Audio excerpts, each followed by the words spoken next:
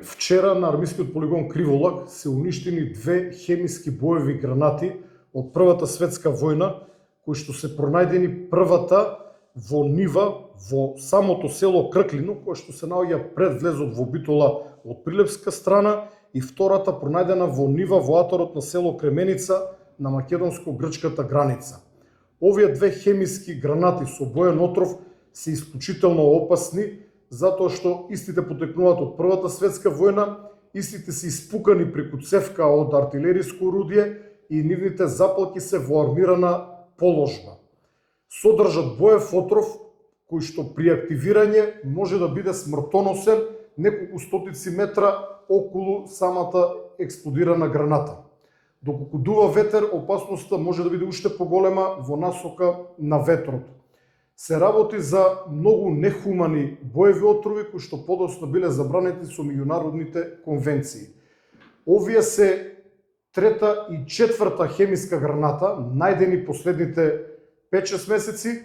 2 од нив беа најдени есенва, уништени веднаш потоа пред Нова година на брегот на Преспанското езеро.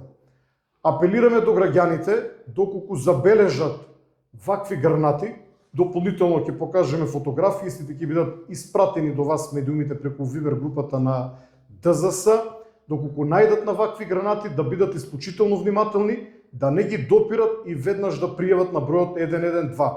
Едно од гранатите е најдена додека собственикот орал со трактор, истата притоа била закачена по запалката, но за среќа не дошло до нејзино активирање. Повторувам, се работи за исклучително смртоносни гранати со смртоносен газ кој што убива се околу него неколку стотици метри наоколу. Значи, самата граната е рѓава, на неа од недворешната страна има многу нечистотија, се работи за нешто поголема граната од стаклено пивско шише. Еве ја во положба во која што е снимена на земја. Горниот дел е тенок како инка. Содржи мала количина на експлозив, доволен да ја распрсне, а гасот потоа, кој што е во вид на течност, истекува.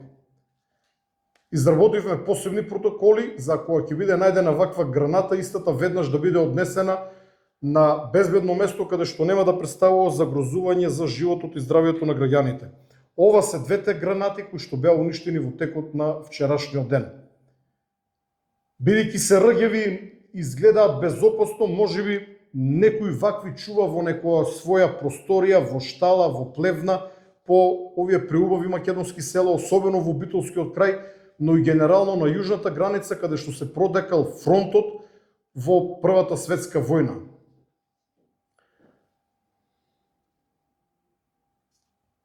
Доколку граѓаните најдат на вакви предмети, истото веднаш да го пријават на бројот 112.